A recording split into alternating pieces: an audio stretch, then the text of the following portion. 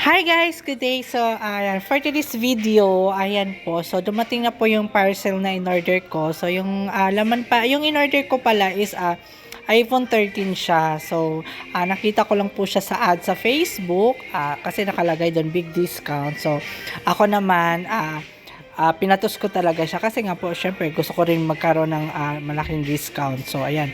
So, binuksan ko nung una pa lang, parang nakita ko sa kanyang box na parang ano ba to? Pero nakalagay naman na fragile yung sa box niya.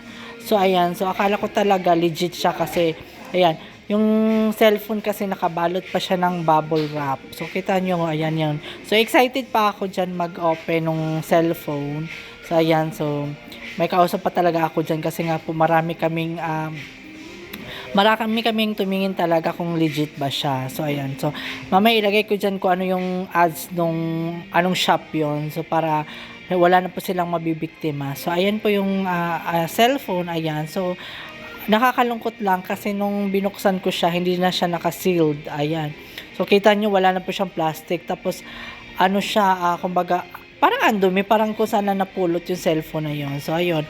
So, nung tinry ko na siyang i-open, hindi po siya na-open. So, kahit i-charge siya, pina-charge ko na rin siya. Ayaw talaga, wala siya. So, ibig sabihin, so, scammer talaga si madam. Kasi tumawag pa si ma'am sa akin na i-deliver na daw po yung cellphone. Ay, so, ayan. So, buti na lang yung riders na nag-deliver sa amin, kakilala namin. So, hindi niya po ako pinabayad nung worth nung cellphone. So, ang ginawa, pinagawa niya lang ako ng incident report na hindi gumagana yung items na dineliver. So, ayan. So, ayan. Tinry pa namin ng ilang minutes kung magcha-charge ba siya or hindi. So, sad to say talaga, hindi po talaga siya nag-charge.